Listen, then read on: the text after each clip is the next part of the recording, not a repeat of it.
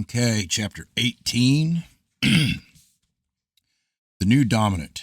I mean primarily all that opposes exclusionism.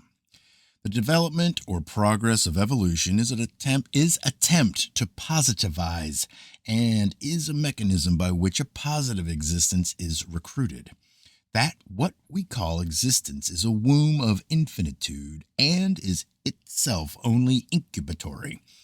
That eventually all attempts are broken down by the falsely excluded.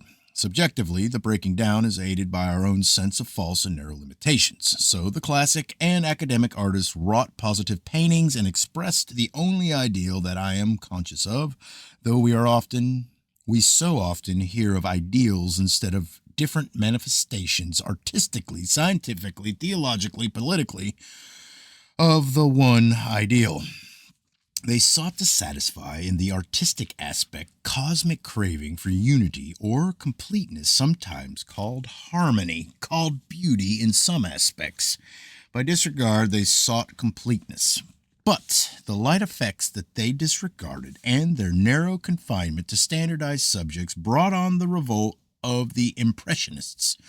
So the Puritans tried to systematize, and they disregarded physical needs or vices or relaxations. They were invaded and overthrown when their narrowness became obvious and intolerable. All things strive for positiveness for themselves or for quasi-systems of which they are parts. Formality and the mathematic, the regular and the uniform are aspects of the positive state, but the positive is the universal. So the attempted positiveness that seems to satisfy in the aspects of formality and regularity sooner or later disqualifies in the aspect of wideness or universalness. So there is a revolt against the science of today, because the formulated utterances that were regarded as final truths in the past generation are now seen to be insufficiencies. Every pronouncement that has opposed our own acceptances has been found to be a composition like any academic painting, something that is arbitrarily cut off from relations with environment, or framed off from interfering and disturbing data, or outlined with disregards. Our own attempt has been to take in the included, but also to take in the excluded into wider expressions. We accept, however, that for every one of our expressions there is irreconcilables somewhere. That final utterance would include all things. However, of such is the gossip of angels. The final is unutterable in quasi-existence, where to think is to include but also to exclude, or be not final. If we admit that for every opinion we have expressed there must somewhere be an irreconcilable, we are intermediatists and not positivists, not even higher positivists. Of course, it may be that some day we shall systematize and dogmatize and refuse to think of anything that we may be accused of disregarding and believe instead of merely accepting them. Then, if we could have a wider system which would acknowledge no irreconcilables, we'd be higher positivists.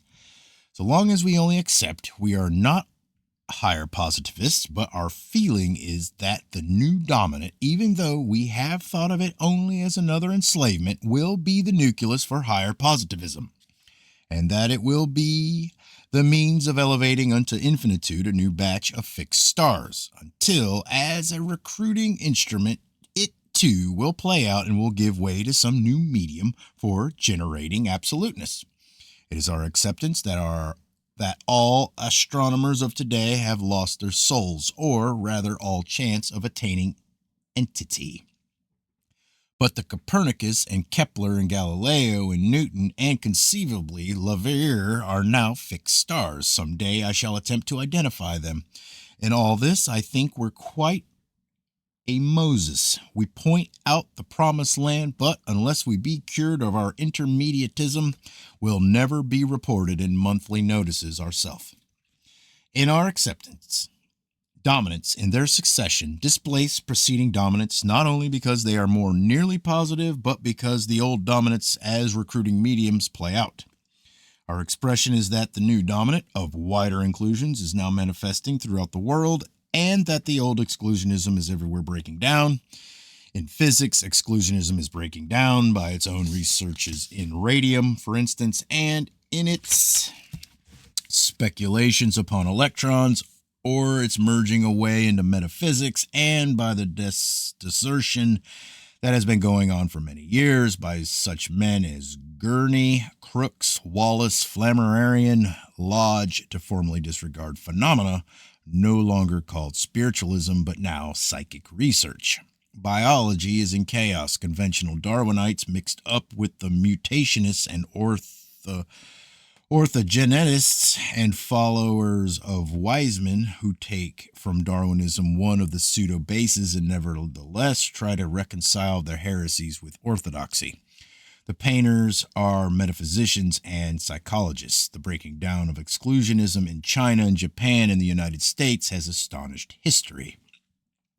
The science of astronomy is going downward, so that, though Pickering, for instance, did speculate upon the trans-Neptunian planet, and Lull did try to have accepted heretical ideas as to marks on Mars, attention is now minutely focused upon such technicalities as variations in shades of Jupiter's fourth satellite. I think that in general acceptance, over-refinement indicates decadence.